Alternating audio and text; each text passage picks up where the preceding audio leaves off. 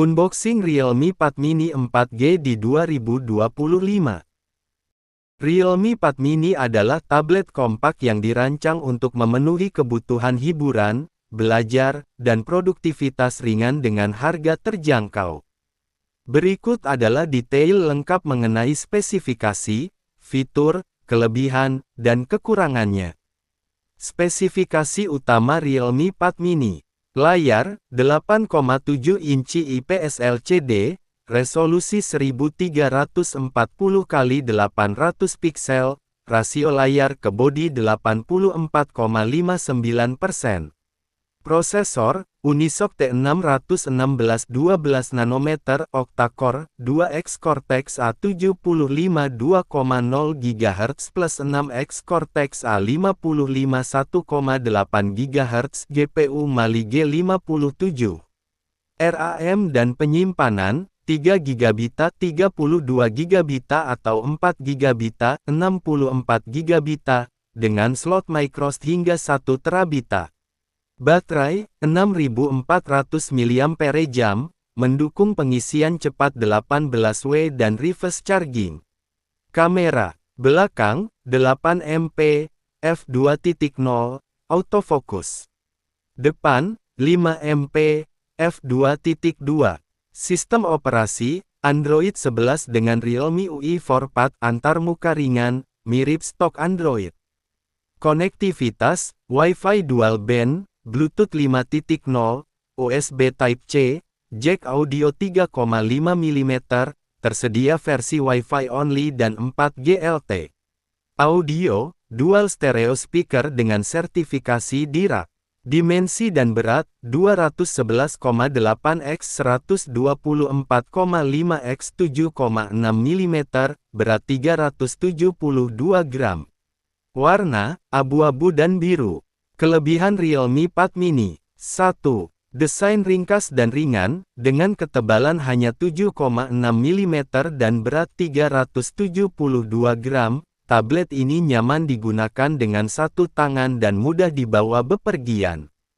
2. Performa cukup untuk kebutuhan sehari-hari, ditenagai oleh prosesor Unisoc T616, tablet ini mampu menjalankan aplikasi sehari-hari dan game ringan seperti Mobile Legends dan Free Fire dengan lancar. 3. Baterai tahan lama, kapasitas baterai 6400 mAh memungkinkan penggunaan hingga 15 jam untuk streaming video atau 8 jam bermain game. 4. Antarmuka bersih dan ramah anak, Realme UI 4 Pad menawarkan pengalaman mirip stok Android tanpa bloatware, serta dilengkapi dengan Google Kids Space dan fitur kontrol orang tua. 5. Audio stereo berkualitas, dual speaker dengan sertifikasi DIRAC memberikan pengalaman audio yang jernih dan imersif saat menonton atau mendengarkan musik. Kekurangan Realme Pad Mini. 1. Resolusi layar terbatas, dengan resolusi 1340 x 800 piksel dan kerapatan sekitar 179 piksel per inci, tampilan layar kurang tajam dibandingkan tablet lain di kelasnya. 2. Kamera depan standar, kamera depan 5 MP cukup untuk video call, namun tidak ideal untuk selfie berkualitas tinggi. 3. Tidak ada sensor sidik jari, keamanan hanya mengandalkan face unlock dan metode tradisional seperti PIN atau pola. 4. Sistem operasi versi lama, masih menggunakan Android 11, sementara banyak perangkat lain sudah beralih ke Android 12 atau lebih baru. Harga dan varian. Realme Pad Mini tersedia dalam dua varian. Wi-Fi only. 3 GB RAM plus 32 GB ROM, sekitar Rp2.099.000.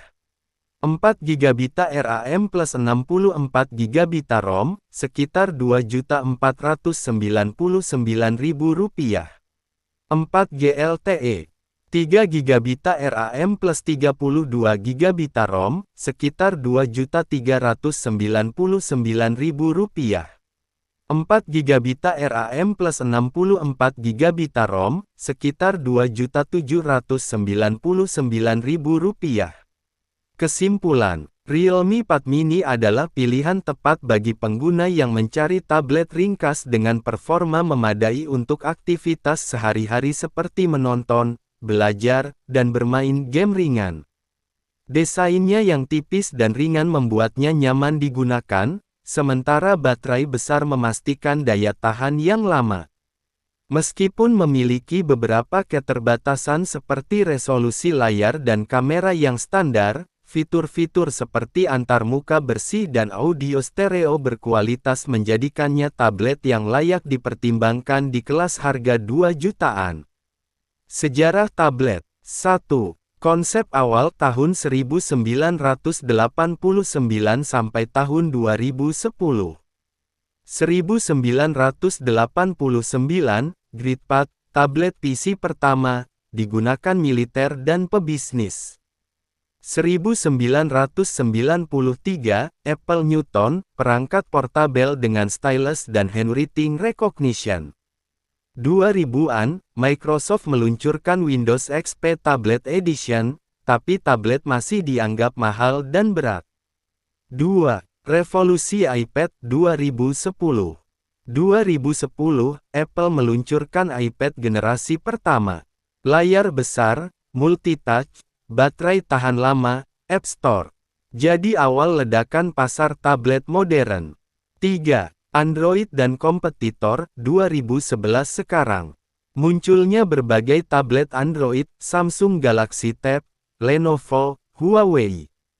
Tren tablet 2 in 1, misalnya, Microsoft Surface, iPad Pro Plus Magic Keyboard. Banyak produsen menghadirkan tablet murah untuk pendidikan dan hiburan. Konvergensi smartphone dan tablet, phablet. Istilah phablet muncul ketika smartphone berlayar besar 5-7 inci seperti Samsung Galaxy Note 2011 punya stylus mendekati ukuran tablet.